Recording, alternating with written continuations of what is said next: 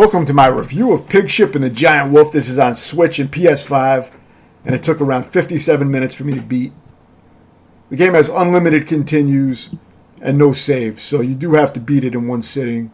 Or you can put your Switch in suspend mode and play it that way, but you can't switch games, unfortunately. But it is a short game.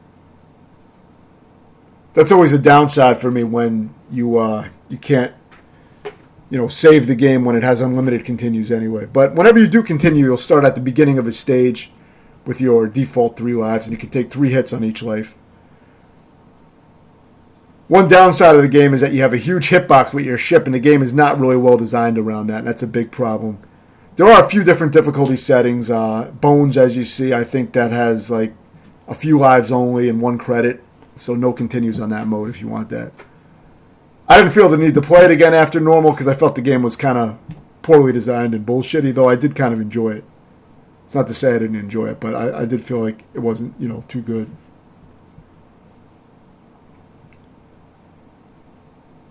So you got your different types of shots. You got your vertical shot. You got your more powerful straight shot, which is the most powerful shot. And then there's a double type of shot. That's two different shots that come out in front of you, and that is good for specific, hitting specific targets a lot of times. There's just a lot of weird shit in this game, like sometimes certain shots don't connect with certain types of enemies, which is weird. It's really not logical. And there's some weird hit detection issues and things like that.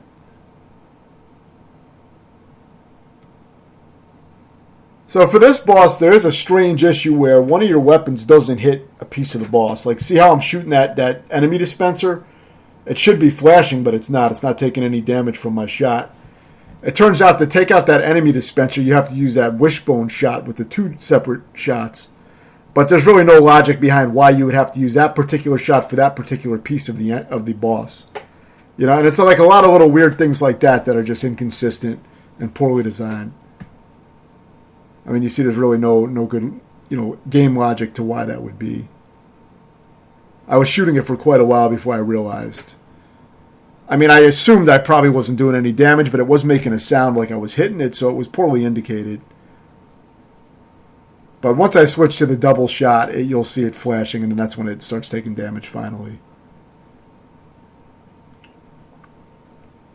See, even this shot doesn't hit it. Even though you can see it connecting, it still doesn't hit that fucking piece. So it's not until I switch to this double shot that I finally start doing damage.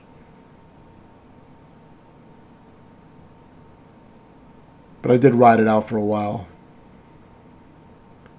I just didn't assume that little bullshit double shot was really going to be what did the damage, because it doesn't make any sense. I think I even saw it flash once like it got hit. But see, now when I use that, all of a sudden the thing is taking damage.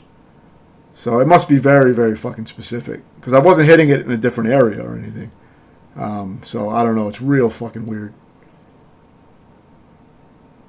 And your ship is so fucking fat, it does make it hard getting around walls and shit like that.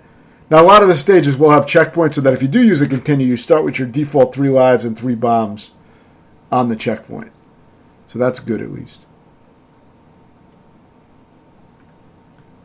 If the game was more punishing, I would probably give it an even lower score just because it's really not well designed. But the thing I don't like when games do it is that they give you more health to compensate for poorly designed stages and just overall game design. That's what this game does. It gives you, more health. It's kind of like putting a Band-Aid on it to say, all right, well, we're not going to fix the game, but we'll give you more fucking health so you can tank more hits.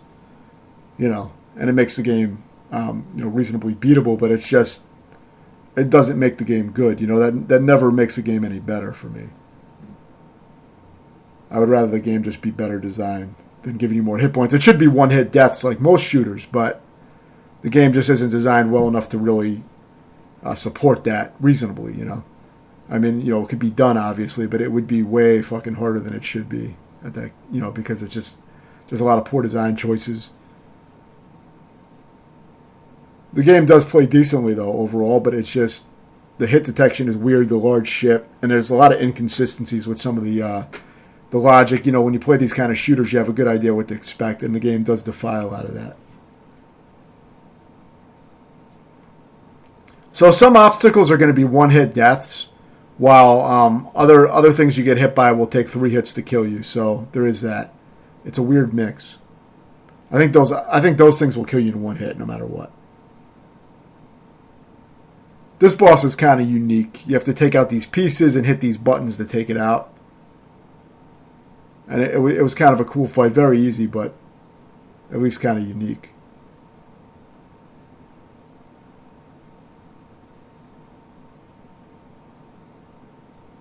It even goes into a kaboom style, where you have to catch these things with your ship, which is kind of cool.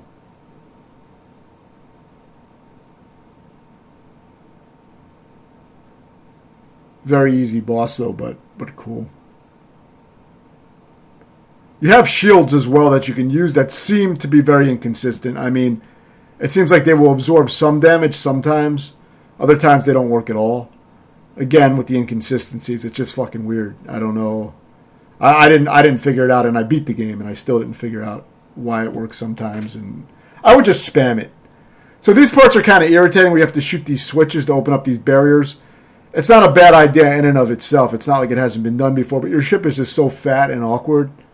And sometimes they spam the screen with so many bullets, it doesn't seem like there's a reasonable way to get through aside from using your bombs, which feels kind of cheap. I don't really like when a shooter forces you to use bombs. Like there's no other way to dodge it almost. There probably is. I'm sure there's a better way to play it, but you're not going to see me investing the time in this game to get it, to master it to that level. After beating it once, anything else kind of feels like a waste of time for me, you know? But like I said, it's not to say I didn't enjoy the game, but I don't sugarcoat shit either, you know? I'm able to tolerate a certain amount of shittiness because I play through a lot of fucking games, but I'll still shit on the games when I get a chance.